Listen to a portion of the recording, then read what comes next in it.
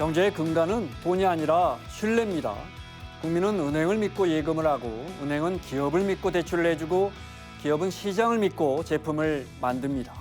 그런데 최근 통신과 금융사를 중심으로 해킹 사태가 연달아 터지고 있습니다. 소비자들의 정보가 통째로 털리면 소비자와 기업, 나아가 시장 신뢰가 통째로 흔들릴 수 있습니다. 어떻게 재발을 막아야 할까요? 잠시 후에 국회 과방위 최영두 국민의힘 간사와 이야기 나눠보겠습니다. 움직이는 예상과 경제 지금 시작합니다.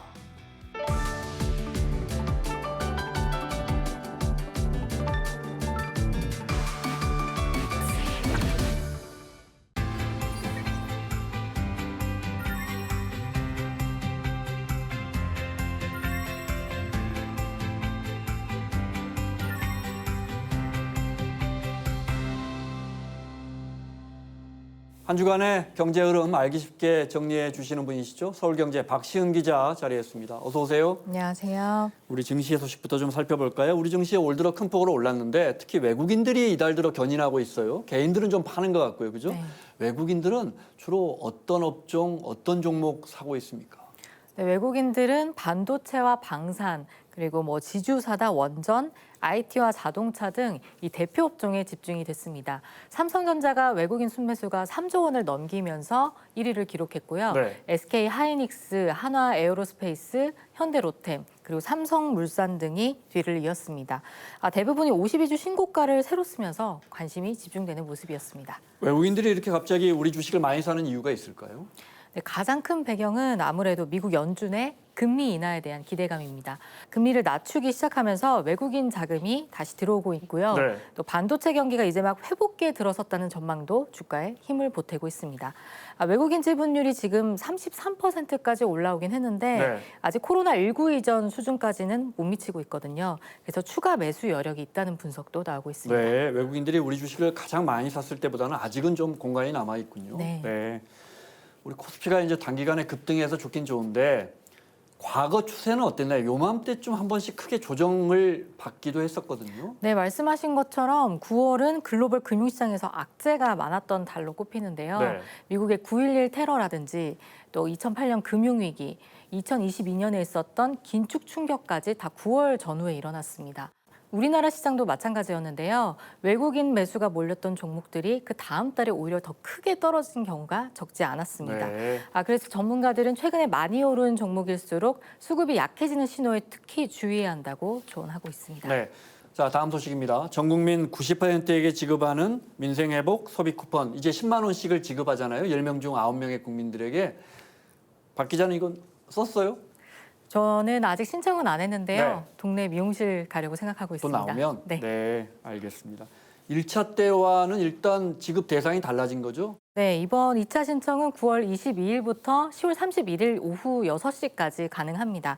상위 90% 국민에게 1인당 10만 원이 지급이 되는데요. 이 재산세 과세 표준이 12억 원을 넘거나 네. 금융소득이 2천만 원을 초과하는 가구는 제외됩니다. 네. 이게 대략 전체의 10% 정도 되는데요. 결국에 이 가구를 뺀 나머지 국민의 90%가 혜택을 보게 되는 겁니다. 네. 1차 지급 때는 이분들 돈 어디다 쓰셨대요? 네, 행정안전부에 따르면 1차 전체 대상자의 99%인 5,008만여 명이 신청했고요. 네. 약 9조 693억 원이 지급이 됐습니다. 업종별로는 음식점에서 가장 많이 사용이 됐고 그 다음으로 마트와 식료품, 편의점, 그리고 병원과 약국 순으로 사용액이 많았습니다. 정부가 이거 소상공인이나 전통시장 이런 데서 좀 많이 사용되도록 유도하지 않았어요? 이건 좀 제대로 됐습니까? 네, 올 8월 소상공인 시장 경기 동향 조사를 보면 소상공인 전통시장의 8월 체감 지수에 이어서 9월 전망 모두 올해 최고치를 기록했습니다. 특히 전통시장 상인의 75% 이상이 쿠폰이 시장 이용을 유도했다고 답했는데요. 이 추석 특수가 겹치는 이번 2차 지급은 체감 효과가 더 클 거라는 기대가 나오고 있습니다. 네. 정책 효과를 좀 장기적으로 이어가려면 어떤 정책을 좀 보완해야 할까요? 네, 전문가들은 그냥 돈만 나눠주는 방식으로는 부족하다고 얘기하고 있습니다. 단순히 현금만 지원할 게 아니라 지자체나 상인회랑 같이 하는 마케팅이라든지 아니면 소규모 축제 같은 이벤트를 곁들여야 한다는 거죠. 그러니까 단기적인 소비 촉진을 넘어서 지역 상권을 살릴 수 있는 구조적인 장치가 필요하다는 조언입니다. 네. 그리고 다음 소식. 최근 한 글로벌 조사에서 우리나라의 AI 역량이 미국, 중국 다음에 세 번째를 차지했다. 이런 보도가 있었어요. 네, 영국 파이낸셜 타임스 산하 투자 정보지인 FDI 인텔리전스 분석에 따르면 한국은 AI 역량에서 미국과 중국에 이어서 세계 3위를 기록했습니다. 네. 또 미국 민간 연구단체인 에포크 AI 조사에서 우리나라의 초거대 AI 모델이 11개로 집계가 됐는데요. 미국 64개, 중국 42개에 이어서 세 번째로 많은 수준이었습니다. 이런 결과들을 종합하면 우리나라 AI 기술력이 세계 3위 수준이라고 평가할 네. 수 있겠습니다. 구체적으로 어떤 모델들이에요? 가장 널리 쓰이는 AI 모델 22개 중에 미국 제품이 13개, 중국 제품이 6개, 우리나라는 2개가 포함됐습니다. 우리나라의 경우 LG AI 연구원의 엑사원 4.0 32B 모델, 네. 그리고 스타트업 업스테이지가 만든 솔라 프로 2 모델이 랭크가 됐습니다. 우리가 이제 반도체 기술과는 달리 AI 쪽에서는 조금 밀리는 게 아닌가 했는데 이번 평가는 좀 의미가 있어 보입니다. 네, 사실 기술력에서는 미국과 중국과는 조금 차이가 나긴 하는데요.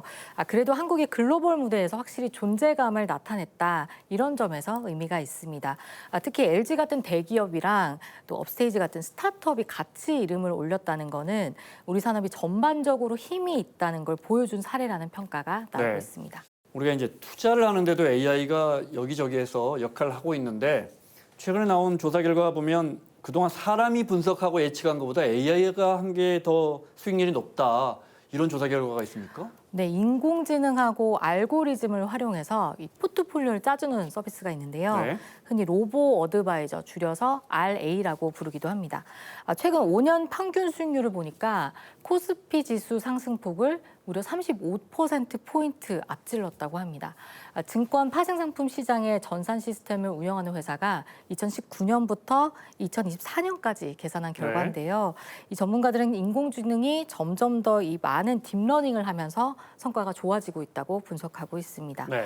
글로벌 로보 어드바이저 시장이 2022년에 그 60억 달러 규모였거든요. 10년 후인 2032년에는 무려 1,000억 달러까지 커진다, 이런 전망이 네. 나옵니다. 우리가 베이비붐 세대가 본격적으로 은퇴를 하기 시작하면서 이제 퇴직연금 시장도 수백조 원이 돌아가고 있는데 당연히 이런 로보 어드바이저가 도입이 될 거 아닙니까? 작년 말 기준으로 퇴직연금 적립금 규모가 무려 431조 원까지 커졌습니다. 네. 이 종류별로 보면 회사가 알아서 안전한 곳에만 투자해주는 확정급여형, 그러니까 DB형이 가장 많아서 절반 가까운 214조 원 정도고요. 그 다음으로 본인이 알아서 투자하는 확정기여형 DC가 118조 원, 또 개인이 스스로 관리하는 개인형 퇴직연금 IRP가 약 99조 원이었습니다. 네. 여전히 안 바뀌는 것 같아요. 과거에도 회사가 이렇게 그 퇴직금, 무위험 자산에 예금 같은 그러니까 안전하긴 하지만 수익률이 낮은 이런 데 투자하는 DB형이 절반 가까이 아직도 많은데 아무래도 안전하기는 하지만 최근에 이제 전 세계 자산 시장이 많이 오르다 보니까 수익률은 상대적으로 낮을 거 아닙니까? 네, 그 미국의 대표적인 퇴직연금 상품과 비교를 할 수 있는데요. 네. 이 401k는 자산의 절반 이상을 주식에 투자해서 퇴직자들에게 상당히 큰 수익을 안겨주고 있습니다. 우리나라에서도 DC형이나 IRP를 선택하는 분들이 점점 많아지면서 네. 이제는 본인이 직접 투자 결정을 내려야 하는 경우가 많아졌는데요. 그러다 보니 내가 어떻게 운영하느냐가 점점 더 중요해지고 있습니다. 그래서 인공지능이 빅데이터를 분석해서 포트폴리오를 짜주는 RA 기반의 퇴직연금 시장이 빠르게 커지고 있습니다. 네. 그걸 이용하는 사람들이 얼마나 됩니까? 올해 6월 말 기준인데요. 로보 어드바이저 기반의 퇴직연금 계약자가 34만 명을 넘어섰습니다. 전분기보다 2.7% 늘어난 거고요. 같은 기간 증권사의 로보 어드바이저를 기반으로 한 퇴직연금 상품의 평균 수익률이 14.3%였습니다. 이 금융감독원이 공개한 증권사의 평균 IRP 수익률이 5.21%였거든요. 훨씬 높은 수준인 거죠. 14%면 굉장한 수익률인데. 네. 반대로 제가 이제 DB형 말씀드렸는데 아무래도 지난 10여 년 동안 특히 미국 증시 이런 거 많이 올랐기 때문에 이거 보면서 또 이제 아무래도 그 퇴직금 같은 걸 위험을 감수하고 이런 주식 직접 투자나 이런 데 투자하시는 분들도 늘고 있을 것 같아요. 네, 이러면 이제 또 문제는 또 이제 안정성이 낮아지잖아요. 원금을 네. 손실할 수도 있고 이런 건 어떻습니까? 물론 그렇습니다. 그런데 최근에는 ETF처럼 비교적 안전하면서도 예금보다 훨씬 높은 수익률을 내는 상품들이 네. 많아졌잖아요. 뭐 과거보다 좋은 투자 상품을 찾기가 훨씬 쉬워진 거죠. 네, ETF 상품이 개별 종목보다 더 많아졌대요. 네네. 실제로 지난해 세계 자산 시장이 크게 오르면서 우리 국민연금이 15%가 넘는 수익률을 기록하기도 했거든요. 그런데 정작 우리 퇴직자들의 투자는 여전히 수동적이고 소극적이어서 네. 이런 자산 시장의 급등의 과실을 제대로 누리지 못하고 있다는 지적이 많습니다. 베이비붐 세대가 은퇴하면서 기본적으로 투자금이 금융시장에 밀려들고 있어서 이 유동성 자체가 투자 수익률을 올리는 경향이 뚜렷해지고 있는데 AI 등을 잘 활용해서 안전하면서도 조금 더 나은 투자 방법 찾아봐야겠습니다. 주간경제브리핑 서울경제 박시은 기자였습니다. 고맙습니다. 감사합니다.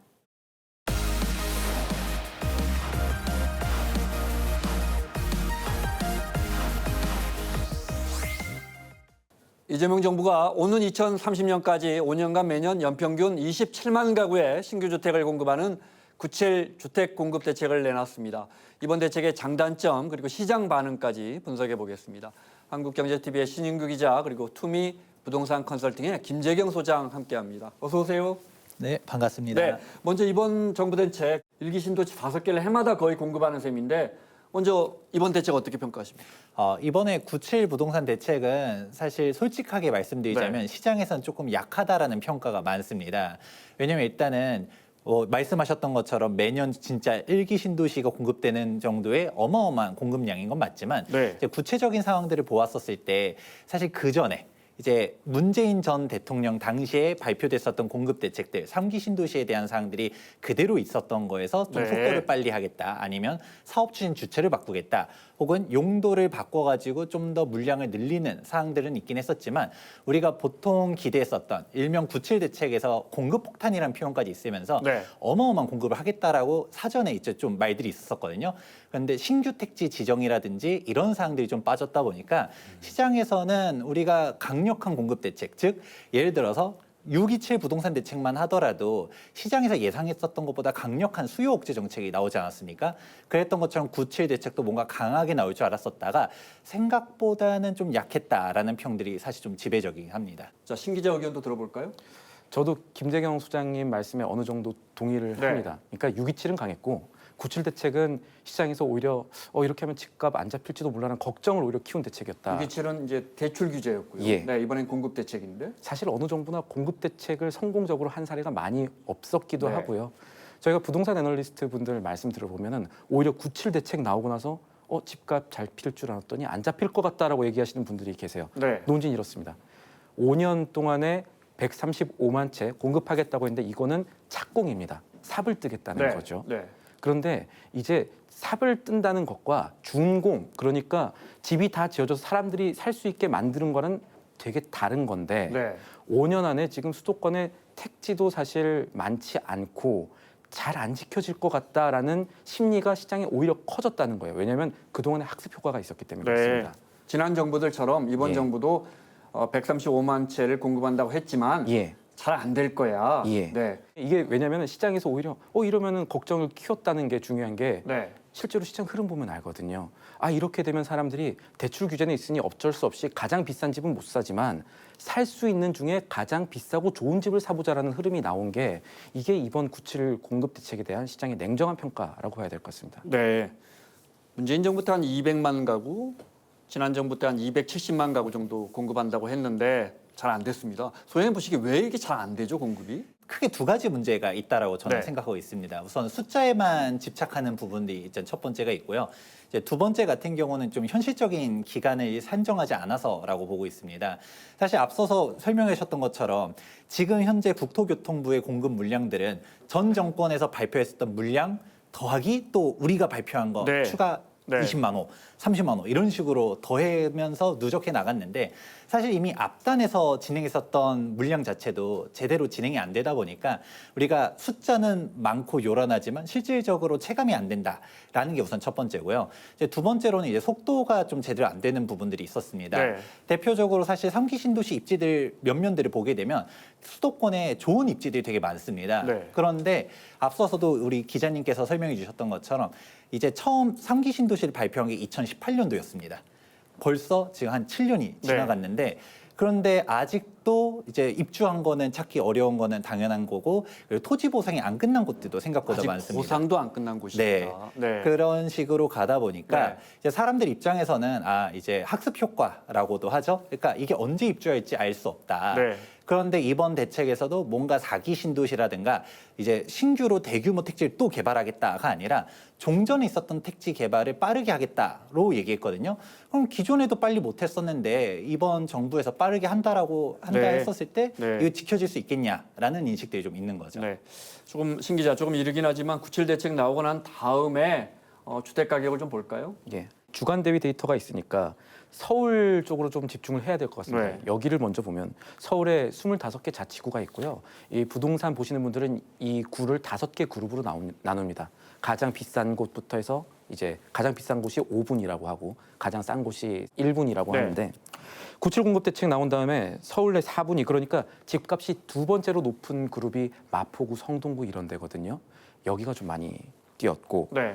이 한국부동산원의 데이터 전체로 봤을 때는 서울 아파트 매매 가격 상승률 자체는 0.12%, 전주 대비해서는 0.03% 포인트 올랐습니다. 요거는 평균인 거고 아까 말씀드렸던 대로 뾰족하게 거래랑 집값이 튀어오르는 부분이 있다는 게 문제로 봐야 될 겁니다.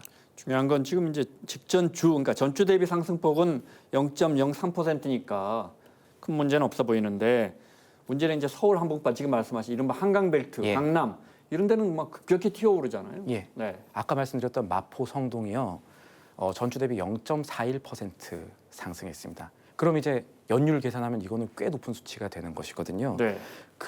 이 부분이 부동산 가격과 매수의 쏠림 현상으로 보여지는 거고 이런 현상이 나올 때 시장은 집값이 안 잡힐지도 몰라 걱정한다는 신호라는 겁니다. 네.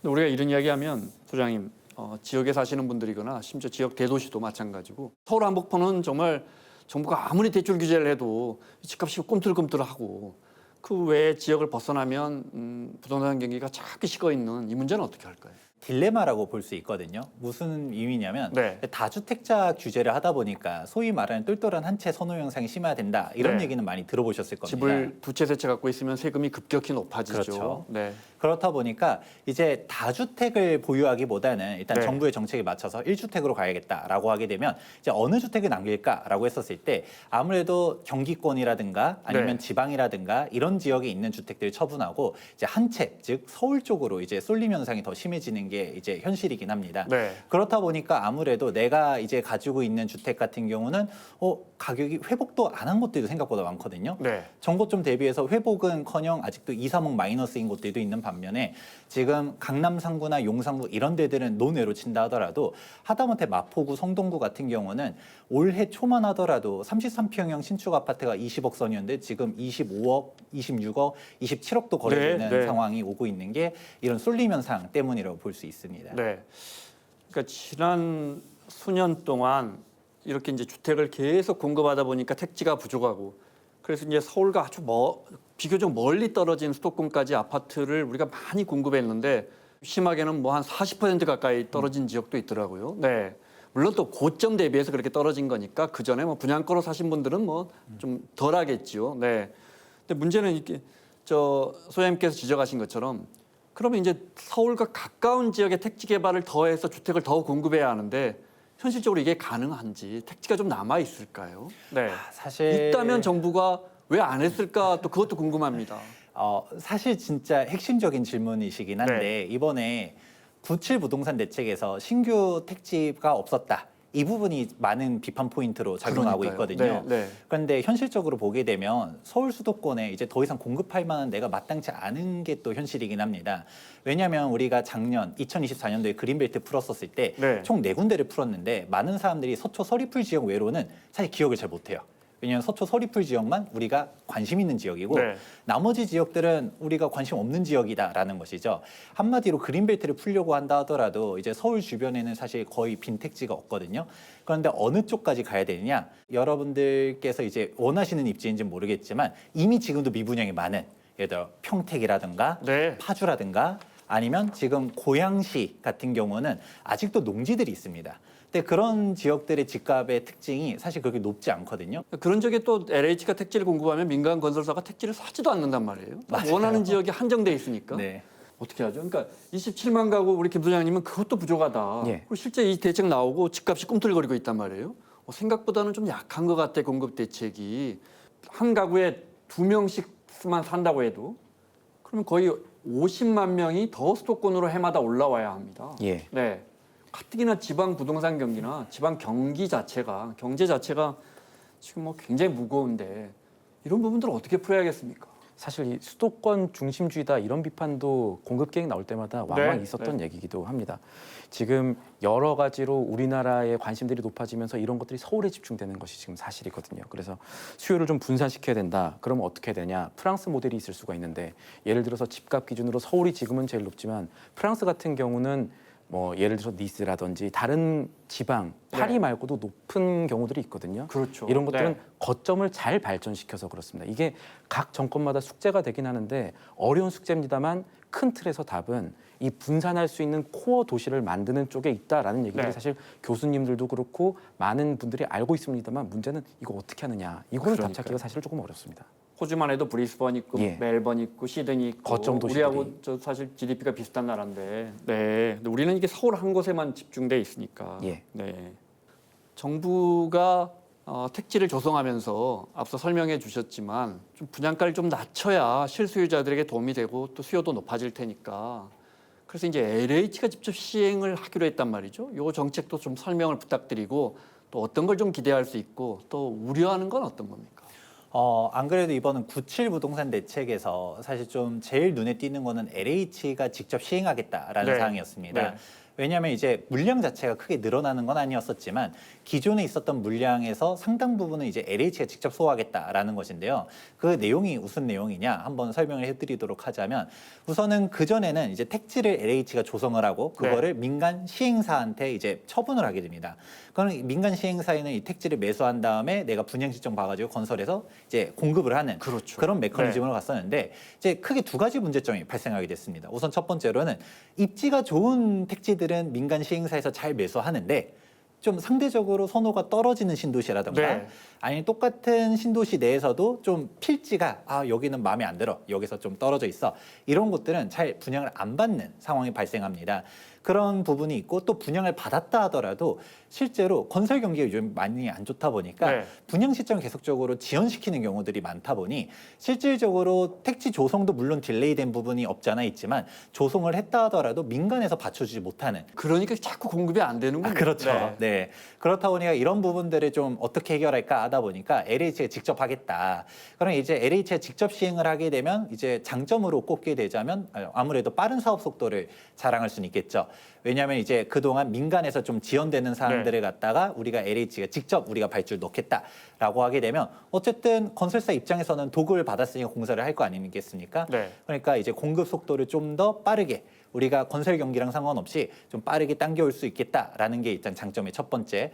그리고 두 번째로는 일단 시행사 입장에서는 아무래도 마진을 남길 수밖에 없습니다. 네. 시행사도 이제 말 그대로 민간 기업이다 보니까 이윤 없이 움직일 수는 없지 않겠습니까? 그런데 LH가 직접 움직이게 되게 되면 그 마진폭을 좀 더 줄일 수 있기 때문에 분양가도 이제 민간에서 공급하는 것보다는 상대적으로 낮게 할 수도 있겠죠. 민간에 땅 팔 때, 민간 건설사에 땅 팔 때 어느 정도 이윤을 붙여서 LH가 이제 그 돈 벌어서 그동안 빚을 갚아왔는데 직접 시행을 하면 그러면 그 정도는 분양가가 낮아질 수 있겠네요. 우선은 네. 이제 그런 내용도 좀 있긴 해요. 네. 여기서 이제 제가 줄여들 수 있다라고 말씀드렸었던 거는 민간 시행사들이 이제 남겨놨었던 마진을 갖다가 줄일 수 있다라고는 네. 했지만 네. 사실 LH 같은 경우도 민간 건설사나 시행사들한테 택지를 매도할 때 이제 마진을 남기면서 그 부채들을 갚아 나갔었거든요. 그랬죠. 네. 만약에 LH 직접 시행을 하게 되면 분명 이제 평균을 내보게 되었을 때 이제 이득이 많이 남는 현장도 있겠지만 사실 손해 보는 현장도 분명 있을 겁니다. 그리고 조금 이제 업계에서 우려하는 것 중 하나가 이제 LH가 가면서 좀 저렴하게 공급을 하겠다라는 거는 조금 이제 긍정적인 측면으로 바라보고 있지만 네. 사실 시장에서는 더 저렴한 거를 원할 수도 있거든요. 그러면 네, 네. LH 보고 좀 아무래도 공기업이다 보니까 외부에서 압박이 있을 수도 있다라고 보시는 분들도 있습니다. 그러면 사실 지금 LH 부채가 엄청나게 심각한데 네. 그동안은 택지를 매각할 때는 그래도 매각 차익이라도 명확하게 있었었지만 LH가 직접 시행하게 되면 사실상 LH가 손해를 다 떠안을 수 있는 것도 아니냐라는 우려들도 있긴 합니다. 그러니까 쉽게 말해서 LH가 분양가를 낮출수록 NH의 적자 폭은 커질 수밖에 없고 그러면 이제 당첨된 주민들은 좋을 텐데 과거에 보금자리 주택처럼 그때 저 뭐 서초구 이런 데 보면 30~40%씩 싸게 해줬지 않습니까? 네, 세곡동, 내곡동. 그럼 네. 그 누구나 살고 싶지 않습니까? 그런 아파트들을 민간 아파트에 비해서 30%, 40%씩 할인해서 분양했으니까 이제 당첨된 분들만 좋은 그래서 이른바 로또 분양된 사람들만 좋아지는 이 부분도 정부가 좀 신경을 써야겠습니다. 아, 이게 사실 정답은 없다라고 저는 생각합니다. 왜냐하면 이게 분양가를 높게 한다라고 하게 되면 아무래도 이제 매수 대기 수요자들 입장에서는 네. 분양을 기다리기보다는 뭐 그냥 지금 내 집 마련하는 게 더 빠른 거 아니야? 왜냐면 기다려봤자 LH 물량도 되게 비싸게 분양될 거야라고 생각할 수도 있고요. 네. 그런데 만약에 또 마냥 저렴하게만 하면 사실 그 손실이 누군가는 전가될 수가 있거든요. 네. 혹은 이득을 갖다가 손실까지는 안 본다 하더라도 그 사람들만 이익을 크게 보는 거고 이제 중장기적으로 보게 되면 사실 도로함이 다불일 수도 있다 보니까 네. 예, 결국은 이게 분양가에 대해서 적정선을 찾아야 되는 게 아니냐라는 비판들이 많은데 개인적으로는 사실 너무 저렴하게만 하는 거는 오히려 청약 광풍, 오히려 지금 내 집 그러니까요. 마련하는 네. 거에 대한 이제 내 집 마련하는 게 오히려 더 옳아라는 이제 생각을 할 수 있기 때문에 네. 사실 적정 분양가를 찾아가면서 거기서 얻은 이득 가지고서 이제 임대 주택을 갖다 공급하는 것도 좀 더 이제 드라이브 거는 게 좀 필요하지 않을까라는 네. 생각도 합니다. 알겠습니다. 너무 분양가가 싸면 당첨된 사람들은 좋겠지만 LH의 적자가 커지고 아무래도 또 아파트도 부실하게 조금 더 잘 못 지을 수도 있으니까요. 그 말씀이시군요. 네. 집값이 예. 너무 오르면서 너무 올랐습니다. 뭐 서울과 수도권 이런데 특히 청년 세대를 중심으로 요즘은 중장년층까지 오피스텔 거주 인구가 늘고 있어요.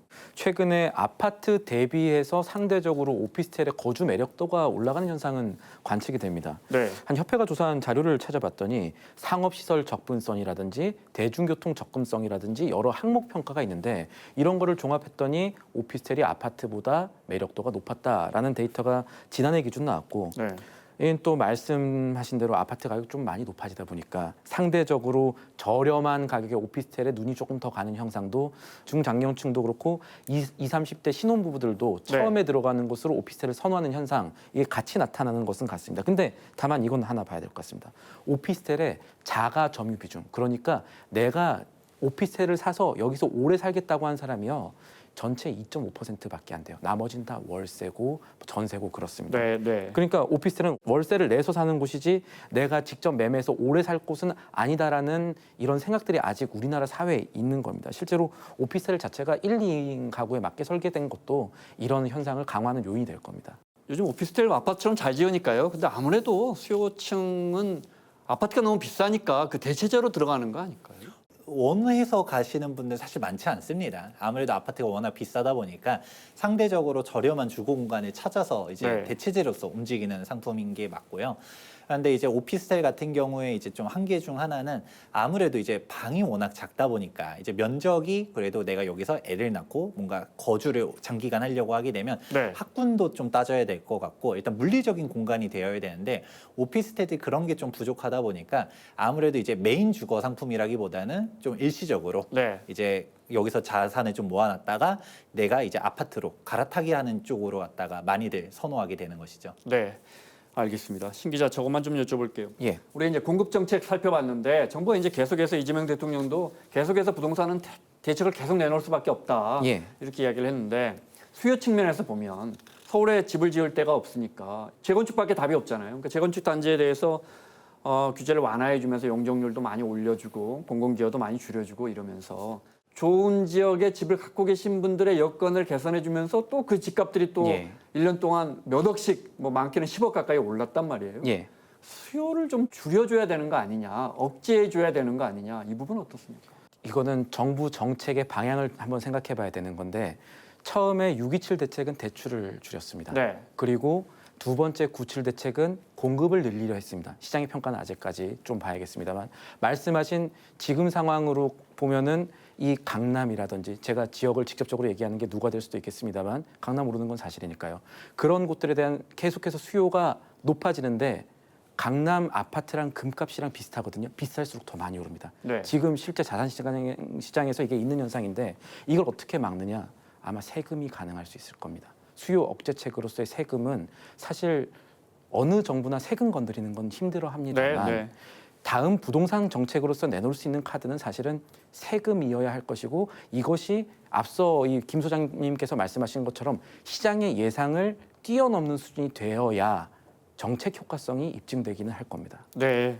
미국 같은 경우에 이제 워낙 보유세가 높아서 그 지역에서 이제 살다가 소득이 좀 낮아지기 시작하면 못 버티고 나가면서 팔거든요. 이게 이제 주택 공급이 되는데 그러면서 흘러가는 형상이 우리는 있죠. 강남에 사는 게 유리하니까 잘 안 팔고 이러다 보니까 이제 집주인 중심의 시장이 만들어지는 것 같습니다. 김 소장님 마지막 질문 하나 드려야겠어요. 정부가 계속해서 갭 투자를 막기 위해서 전세 대출 좀 제한하고 있어요. 이것도 좀 설명을 좀 해주시면요. 아무래도 이제 조금 뭐 저는 사실 그게 정답인지는 잘 모르겠지만 사실 이제 많은 사람들 중에서 지금의 집값이 높은 이유를 전세제도 때문이라고 바라보시는 분들이 좀 있습니다. 아무래도 이 전세라는 제도가 있다 보니까 일명 아파트 매매 금액이 다 필요한 게 아니라 전세를 끼고 사는 일명 갭 투자가 성행하다 보니까 약간 이제 매매 금액이 좀 더 펌핑되어 있다라고 생각하시는 분들이 있거든요. 사실 그 말이 틀린 말은 아닙니다. 그런데 여기서 이제 해결책을 조금 잘못 찾고 있는 것 중 하나가 전세를 악마화하는 사람들이 있거든요. 전세제도에 대한 부분들의 거품을 빼야겠다. 그런데 여기서 생각하는 게 일단 1차적으로는 전세 자금 대출을 이제 규제하는 식으로 움직이고 있고요. 이번에 97 부동산 대책에서는 직접적인 전세 자금 대출 규제라기보다도 전세 보증 비율 한도를 갖다가 이제 2억으로 통일시키는 식으로 갔습니다. 근데 지금 여기서 좀 더 얘기 나오는 것 중 하나가 일명 전세 DSR 규제를 하겠다라는 얘기들이 들리고 있거든요. 이 전세 DSR이 단순하게 세입자, 즉 차주의 신용과 소득을 보고서 대출 한도를 결정하겠다 정도가 아니라 임대인의 이제 DSR에 포함을 시키겠다는 얘기가 있습니다. 이게 무슨 말이냐면 임대인이 전세를 5억 혹은 10억을 놓고 있었는데 그 전세 보증금만 있고 내가 다른 식으로 이제 대출을 받으려 했었을 때 전세도 부채이기 때문에 대출을 못 받는다라는 언젠간 식으로 돌려줘야 할 돈이니까. 그렇죠. 뭐 그런 식으로 가게 되면 아무래도 전세를 놓는 사람들 입장에서는 이건 전세자금 대출과 논외로도 전세 자체를 굳이 내가 왜 놓아야지라는 생각들을 할 수 있거든요. 근데 이게 전세 금액이 좀 빠지게 되면 매매 금액도 흔들릴 수는 있어요. 그거를 부정하는 건 아닌데 이제 전세가 이제 흔들리게 되면 월세화가 빠르게 되거든요. 그러면 사실 아무래도 이제 내 집 마련이 되어 있는 유주택자들은 상관없겠지만 이제 무주택자들 입장에선 전세 제도가 사라지게 된다라고 가정하게 되면 월세 혹은 매매 양자택일의 선택지에 놓이게 됩니다. 그러면 이제 빠르게 월세를 납부하게 되는 상황이 오게 되었을 때 아무래도 시장이 좀 혼란스러워지지 않을까라는 우려도 있습니다. 자, 마무리하겠습니다. 정부가 공급 측면에서 꾸준히 주택을 공급할 것이라는 믿음을 시장에 주고 또 신 기자 지적하신 것처럼 비싼 집을 갖고 있으면 선진국처럼 그만큼 부담이 커지도록 수요도 조절할 수 있는 그런 대책이 이어져야겠습니다. 지금까지 투미 부동산 컨설팅의 김재경 소장 그리고 한국경제TV의 신인구 기자 함께했습니다. 고맙습니다. 지난 9월 17일 FOMC가 기준금리를 0.25%포인트 인하하기로 결정하면서 많은 이들의 관심을 받았었죠. FOMC는 우리말로 연방공개시장위원회라고 하는데요. 미국의 중앙은행인 연방준비위원회 위원들이 1년에 8번 기준금리를 결정하는 회의를 여는데 그 회의를 여는 기관을 FOMC라고 합니다. FOMC의 결정은 미국의 모든 금리에 영향을 미치면서 전 세계 경제에 파급 효과를 줍니다. 금리 결정은 달러의 가치를 좌우하는데 이게 결국 원달러 환율에 영향을 주죠.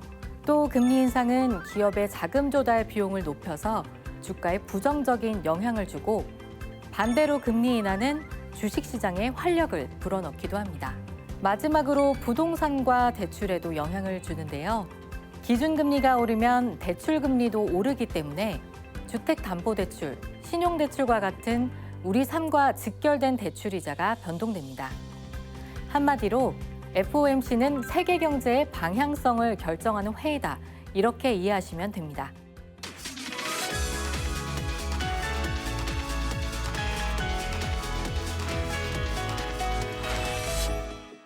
반도체와 AI 산업이 국가 안보와 결합하면서 선진국들이 앞다퉈 기술 개발, 또 관련 산업과의 협업을 강화하고 있습니다. 우리는 어디에 어떤 투자를 좀 해야 할까요? 국회 과방위 간사이신 국민의힘 최영도 의원 모셨습니다. 어서 오십시오. 네, 안녕하십니까. 의원님, 우리가 흔히 과방위라고 하는데 과방위 정식 명칭이 어떻게 됩니까? 과학기술정보방송통신위원회입니다. 5개 주제가 있는 셈이죠. 할 일이 굉장히 많습니다. 과학, 기술, 정보, 정보, 방송, 방송, 통신. 통신을 예, 예. 네, 이 분야를 다 총괄하셔야 예. 합니다. 네. 알겠습니다. 하나씩 좀 여쭤보겠습니다. 예. 그 전에 의원님 지역구가 마산 하포구. 네, 그렇습니다. 피지컬 AI 연구개발 사업 추진하신다고 들었어요. 근데 예, 우리가 AI는 많이 들었는데 피지컬 AI 사업은 뭡니까? 이게 우리가 보통 AI라고 하는 것은 라지 랭귀지 모델입니다. 네. LLM이라고 하죠. 지금 챗 GPT나 제미나이나 이런 것들이 되겠고 우리 국산에도 이제 클로바 있지 않습니까? 네, 네. 뭐 있는데 또 이제 엑사운도 있고 LG에서 개발한 있습니다만 2025년 연초에 네. CES 세계 전자산업의 흐름을 보여주는 CES에서 엔비디아의 젠슨 황이 이제는 피지컬 AI라고 하면서 피지컬 AI라는 것이 이제 붐을 타기 시작했습니다. 네. 그러니까 피지컬 AI 말 그대로 물리 AI죠. 물리적 AI. 그게 무슨 이야기냐면은 앞에 것은 라지 랭귀지 모델. 우리가 말로 물어보면 말로 탁 답을 하고 네. 문자로 문자로 답하지 않습니까? 그 그림도 그려주고. 네. 그런데 이제는 실제로 기계나 로봇이 네. 사람처럼 또 사람의 어떤 우리가 정교하게 일을 할 수 있도록 하는 그것이 이제 새로운 그 기능이 된 셈인데, 네. 그러니까 피지컬이라는 것은 물리, 그러니까 네.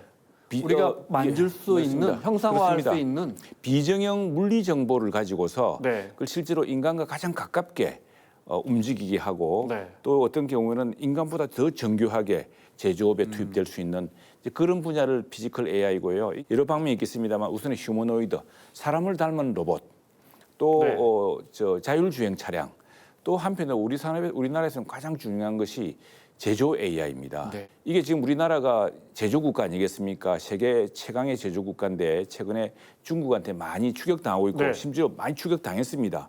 중국이 지금 주력하고 있는 것도 바로 피지컬 AI입니다. 말씀하신 것처럼 마산 창원은 우리 대한민국 제조업의 심장 같은 곳인데 맞습니다. 네. 사실은 예전만 못하잖아요. 우리 그렇습니다. 기업들이 네. 점점 이렇게 동남아나 또 네. 앞으로 미국으로도 많이 빠져나갈 거고. 네. 그렇습니다. 지금 추진하시는 피지컬 AI 연구개발 사업이 어떤 이 지역에 정말 새로운 도약의 그런 어떤 그렇습니다. 도화선이 될 수 있을까요? 그렇습니다. 그게 실제로 이제 1조 사업인데 네. 1조 사업 중에 국비가 6천억이고 나머지 4천억은 민자입니다. 민자 중에는 2천억 정도가 이미 글로벌 빅테크가 자기가 투자를 하겠다고 지금 의사를 네. 밝혔습니다. 나머지 2천억은 국내 핵심 기업들이 여러 가지 참여를 하면서 네. 지금 이미 창원에서 한 2년 전부터 이를 위한 준비 사업을 했습니다. 네. 이 참여하는 기업들이 핵심 기업들의 반응이 대단합니다. 그동안 우리가 디지털 전환이다, 뭐 디지털 또 트윈이다 이렇게 해봤는데 사실은 그게 자기 공장에서 나오는 데이터를 어떻게 처리 가공해서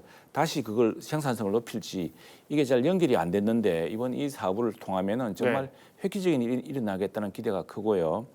그러니까 이제 외국 그 빅테크도 결합하려고 그러죠. 왜냐하면 공장에 들어가서 그 공장 데이터를 가지고서 자신들의 AI 컴퓨팅 인프라를 가지고서 엄청난 그 이제 그 AI 모델을 만들 수 있는 네. 기회라고 생각하고 있기 때문에 이렇게 들어오는 것인데 결국 이게 어떻게 되냐면은 저희들은 이제 마산이 옛날에 자유무역 지역이 있었습니다. 지난해에 디지털 자유무역 지역이라고 제2자유무역 지역이 생겼거든요.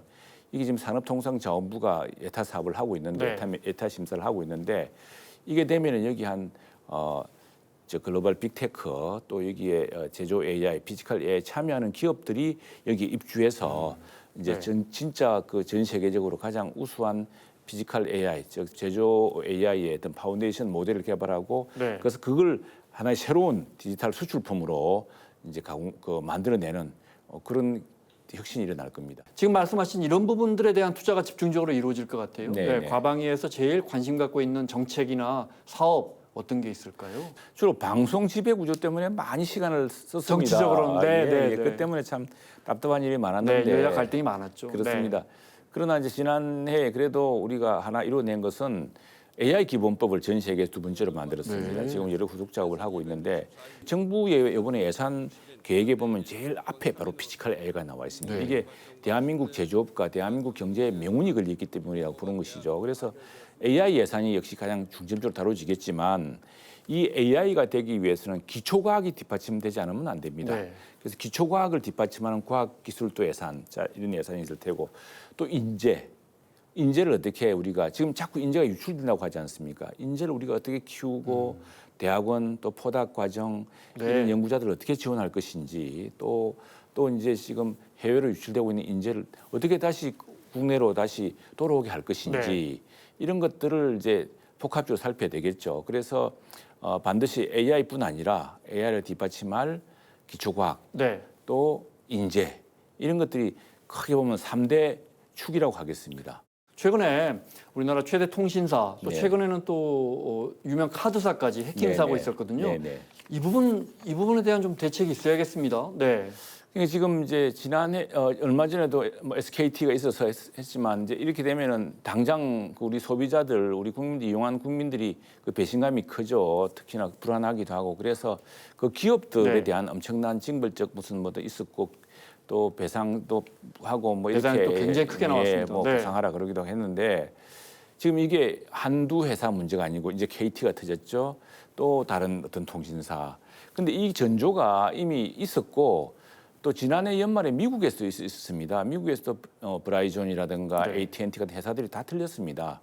그때는 그 뒤에 국가적 배후, 네. 주로 중국으로 지목됩니다만 국가적 배후의 조직들이 이게 과거에 뭐 해킹해가지고 자료 빼난 뒤에 돈 내라고 이런 요구하는 이런 그 범죄 조직 수준이 아닙니다. 이건 네. 국가적 차원에서 뭔가 국가 체제 전체를 한꺼번에 흔들 수 있는 어떤 위협을 가하고 있는 상황이기 때문에 네. 그래서 사실은 이게 단지 지금 이번에는 어느 기업 또 어느 금융회사 이렇게 볼 게 아니라 기본 첫 번째는 그 회사들이 그 자기들이 원칙을 철저히 지켜서야 됩니다. 그런데 발견하고도 신고를 안 하면서 늑장 피우면서 이 피해를 키웠습니다. 이건 이제 분명히 지적을 해야 되고 이 책임을 져야겠죠. 그러나 이건 지금 그 회사들이 한 회사 한 회사가 다 책임질 수 있는 게 아니라 네. 그 뒤에 거대한 국가적 배후에 침투 조직이 있고 이걸 한다고 한다면 국가가 막아줘야 될 책임이 있습니다. 그래서 당장 저희들도 지금 국회에서 이게 지금 이 해킹 사태에 대한 청문회를 하곤 합니다만 저희 당 특히 저 같은 경우는 이 국가적 책임, 국가적 시스템을 통해서 이걸 어떻게 막을 것이냐. 지금 뭐 미국에서 자주 나와요. 전 세계적으로 유명한 해킹 그룹에 대한 보고서를 보면은 북한이 배후로 추정되는 일명 김숙희 해커 그룹, 뭐 이 사람들이 인공지능 딥페이크를 통해 침투하다든가 또 중국 솔트 타이푼이라든가 이렇게 다 알려져 있습니다. 최근에는 미국 보안 전문지에 한국 정보기관 네트워크를 떠나던 북한 또는 중국 조직의 해킹 정황이 막 이런 것들이 있거든요. 그런데 벌써 우리 정부 조직도 틀렸을지 모르는 이런 상황에서 지금 벌써 우리 소비자 피해는 이제 일반 민간의 그 통신사 또 금융회사를 통해 나왔습니다만 이제는 민관 정부가 총체적으로 이 문제를 대응할 시스템을 갖추지 않으면 안 되는 것이고요. 통상 물어봅니다. 사람들이 왜 아니 우리나라가 훨씬 정보통신기술이 앞섰을 텐데 어떻게 중국하고 저 북한하고 틀리느냐. 이게 이제 열린 사회와 폐쇄 사회의 차이입니다. 열린 사회에서는 우리가 많은 것을 개방하고 공유하는 시스템이지만 폐쇄 사회에서는 그 사실 딴 핵심 엘리트들 다 모아가지고 그냥 집단으로 수용한 채 한 곳만 해킹을 하고 국가적으로 운영한다는 거 그럼요. 아닙니까? 그렇게 하면은 사실은 개방 사회가 그 방패를 막기 아주 힘듭니다. 어떻게 지혜롭게 우리는 개방하면서 공유하면서 그런 아주 조직적인 침투를 막을 것인가 이게 이제 국가적 과제라고 하겠습니다. 그리고 이제 새 정부가 들어서면서 과기정통부 조직 개편이 있고 방송 미디어 통신위원회로 이렇게 신설하는 법안이 추진 중이에요. 이 부분은 또 어떻게? 이게 사실은 저희 당은 지금 반대하고 계시죠? 반대하는데 그냥 반대하는 것은 아니고요. 방송 3법하고는 좀 달리 봅니다. 방송 3법의 경우는 진짜 그건 우리가 방송의 그 편성의 자유를 침해할 수 있는 좀 심각한 문제이고 그리고 세계 어느 나라의 공영방송, 국민이 주인인 지상파 방송을 그렇게 막 특정한 진영 사람들로 구성하게끔 이렇게 한 적이 없습니다. 그래서 그건 명백히 반대인 반면에 미디어 방송 통신 융합에 대해서는 이건 정말 새로운 어떤 기구가 필요하겠다라고 저희 동의합니다. 예컨대 이런 거죠. 자, 그 K-팝 데몬 헌터스 같은 게 대박이 나자 우리나라 사람들은 전부 우리나라 이제 그 방송사 또 콘텐츠 회사 우리나라 OTT가 큰 돈 번 줄 알았어요. 근데 사실은 이 캐대언의 모든 모멘텀이며 소재면은 다 우리나라 그 공영방송 KBS라든가 MBC라든가 또는 그 뭐 JTBC도 있을 테고 또 OTT도 우리나라의 그 네. 새로운 콘텐츠 기업들 뭐 네. CJ ENM도 있을 테고요. 그런 사람들이 처음에 맹아를 틔우고 싹을 틔우고 그래서 소재가 전부 서울이지 않습니까? 그런데 이 돈은 누가 봅니까? 소니하고 이제 특히 미국에서 다 미국에서 들어가죠. 만들었잖아요, 예. 사실은. 네. 그래서 이게 참 캐데언의 큰 서프라이즈로 캐데언 때문에 기뻐했더니 네. 그게 아니라 나중에 캐데언 디스페어, 야, 이 캐데언의 눈물로 들어왔습니다. 이게 우리나라는 아무것도 없구나 지금 여기에. 그래서 물론 이제 캐데언이라는 효과가 크죠. 그럼 왜 이렇게 되느냐? 왜 우리는 넷플릭스라는 회사가 제가 20년 전에 미국에서 공부할 때만 해도 그냥 비디오 빌려주는 회사였습니다. 저는 그런 프랜차이즈였어요. 제가 특파원으로 갔더니 DVD를 우편으로 빌려주는 회사로 바뀌었더라고요. 아마 그 당시는 우리나라 CJ ENM이라는 것보다 더 작았을 겁니다. 근데 왜 거기는 그렇게 급속하게 물론 뭐 영어를 쓰는 세계 시장이고 또 그 큰 시장을 갖고 있어 그럴 수 있겠습니다만 그러나 이제는 우리 K-팝이라든가 K-컬처를 소재로 돈을 버는 걸 보면은 우리가 그걸 먼저 할 수 있을 텐데 왜 이리 됐을까? 근데 보니까 이게 지금 당장 OTT란 영역은 그 어디냐? 이게 미디어인데 이거 미디어가 아니죠. 미디어 콘텐츠지 않습니까? 이게 방송이냐 통신이냐 뭐. 근데 이제 방송 통신 규제는 너무 칸막이로 돼 있고 지능은 또 이렇게 조각조각 나 있고 이게 지능과 규제를 통합적으로 해서 시대 변화에 맞추는 이런 정부 기구가 필요하다. 네. 공감하고 우리도 하려고 합니다. 네. 근데 지금 미디어 방송통신위원회는 그 기능 조정도 못했어요. OTT만 제외해 놨습니다. 그래 놓으니까 지금 뭐 시민단체에서도 이런 걸 왜 써두느냐 논란이 많죠. 결국 네. 뭐 다 알다시피 그냥 이중숙 방송통신위원장 한 사람만 바꾸려고 하는 것인데 그러다 보니까 방송통신위원회 그리고 방송심의위원회 공백이 너무 장기화되고 있습니다. 이걸 빨리 메꾸는 것이 더 급한 일이고 네. 시민단체라든가 또 저희 당도 함께 논의할 만큼 이제 우리 대한민국의 K 컨텐츠를 더 키울 수 있는 네. K 미디어와 그 K 방송통신을 키울 수 있는 네. 정말 융합적이고 더 나아가는 그 미디어 방송통신 기구가 필요한 것이지 이렇게 조급하게 쓸 일이 아니다. 그런 네. 의미에서 저희들이 반대하고 있습니다. 네. 말씀하셨으니까 전 세계가 K 컨텐츠에 열광하고 있는데 정작 이것을 전 세계 사람들이 보는 채널은 네. 이런 OTT는 뭐 넷플릭스나 뭐 디즈니나 이런 그렇습니다. 정작 우리 토종 OTT들은 고전하고 있거든요. 예, 예. 정부가 좀 지원을 해야 한다 이렇게 보십니까? 그렇습니다. 그것도 이제 그럼 OTT와 지능과 규제, 네. 예, 이걸 지금 근데 우리 국내 OTT들은 역차별 당하고 있을 겁니다. 넷플릭스라든가 이런 OTT들은 지금 통상 협상의 대상이 되기 때문에 네. 우리가 함부로 규제를 못 합니다. 그리고 그 많은 수익을 물론 최근에는 넷플릭스 같은 경우도 K 컨텐츠를 만들면서 투자를 많이 합니다. 우리나라 네, 네, 그 네. 우리나라에서 많이 만들기도 하니까 그러나 인기가 좋으니까요. 예, 기본적으로는 그런 인기 있는 것을 그 왜 우리는 못 만듭니까? 근데 보시면은 과거에 우리 미디어 제국, 그러니까 KBS는 MBC 그때 드라마 왕국이고 뭐 정말 엔터테인먼트의 제국이었지 않습니까? 그러면 KBS 재원은 어떻게 키워줄 것이냐? KBS 재원을 수신료 2,500원 그것도 국민들이 지금 우리 텔레비전 안 보는데 왜 내야 돼? 이렇게 이야기하고 있습니다.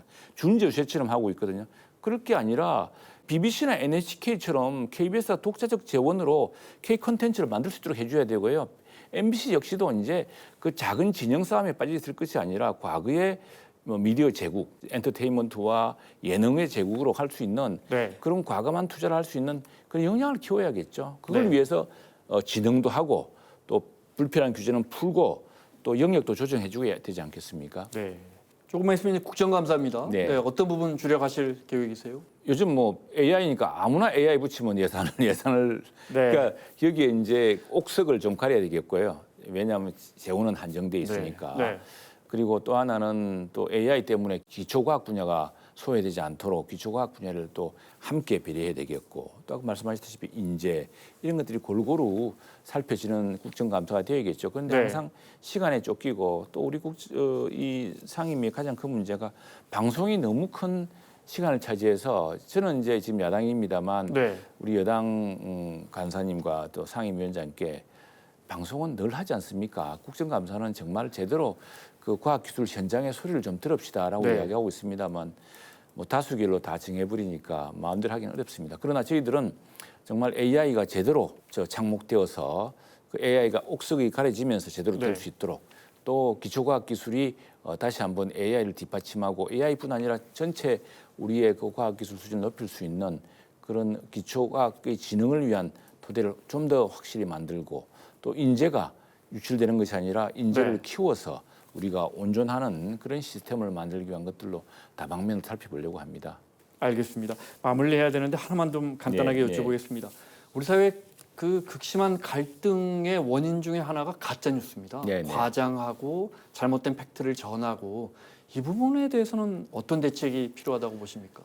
지난번에 한동안 언론중재법 또 가짜뉴스 방지법이라는 게 나와서 대립을 하는데 저희들은 이 가짜뉴스 방지법의 실체를 보면은 진짜 뉴스 재갈법이 되기 딱 좋습니다. 그래서 네. 유엔에서 반대하고 그랬거든요.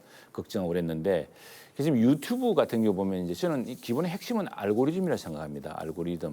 알고리즘이 자꾸 사회를 극단화, 양극화시키고 있습니다. 이 빅테크의 이런 큰 플랫폼 회사들은 트래픽 많이 보도록 하는 게 목적이 있습니다. 많이 네. 봐야지만이 수익이 들어오거든요. 그러다 보니까 사람들이 무엇을 많이 보느냐 보니까 그냥 진지하고 이렇게 차분한 것보다는 분노를 일으키고 갈등을 자극적이고 이런 것들을 많이 보더라는 네. 겁니다. 그래서 이게 이제 우리나라뿐 아니고 미국도 큰 걱정거리고요. 그 유발 하라리의 넥서스 같은 데 보면은 이거 뭐 어느 나라 같은 경우는 거의 뭐 그 이런 이제 소셜 미디어 빅테크의 그 알고리즘이 큰 재앙이 된 적이 있었습니다. 그렇기 때문에 진짜 허위 조작 뉴스로 사회를 교란시키는 데 대해서는 그건 그 알고리즘 스스로가 이걸 멈출 수 있는 그런 제재를 만들어야 될 거고요. 또 그런 기준을 만들므로써 네. 특히 유럽과 미국의 여러 기준들을 함께 검토해서 이게 그 표현의 자유를 침해하지는 않되 근데 이것을 가지고 막무가내로 자기의 정치적인로 불리하다고 정치적 억압수단으로 되어서는 안 되거든요. 네. 그렇지만 이게 사회적 갈등과 정치적 대립에 근거 없는 뉴스를 가지고 만일 뭐 일으킨다면 요즘 뭐 유튜브 보고서 갑자기 아니 이런 일이 있었는데 당신들은 모르고 있냐고 저희한테 호통치는 이제 어른들이 계세요. 그래서 네. 어떤 걸 보셨냐 보면 유튜브를 보셨대요. 유튜브 그거 좀 과장되고 네. 또 어떤 경우는 사실이 아닌 것을 표현의 자유라는 이름 속에서 이제 이게 너무 남용되고 있기 때문에 네. 그런 것들을 적절하게 이 균형을 잡을 수 있는 장치 또 특히 무엇보다도 알고리즘 극단적 대립과 갈등을 부추기는 알고리즘을 어떻게 통제할 것이냐 어떻게 조정할 것이냐 이런 네. 것들을 계속 논의하고 연구해서 정말 이런 우리 문명의 이기로 해서 문명의 큰 재앙으로 되지 않도록 그렇게 네. 노력하겠습니다. 알겠습니다. AI에만 10조 원 예산이 잡혀 있고 절대 작은 돈이 아닙니다. 근데 산업 패러다임 자체가 바뀐다고 하니까 그렇습니다. 우리 예. 국회가 예산 잘 심사해 주셔가지고 네, 네. 정말 마중물이 될 수 있도록 그렇게 좀 만들어 주십시오. 네, 자 오늘 국회 과방위 국민의힘 간사인 최영두 의원과 함께했습니다. 오늘 자세한 설명 고맙습니다. 네, 감사합니다.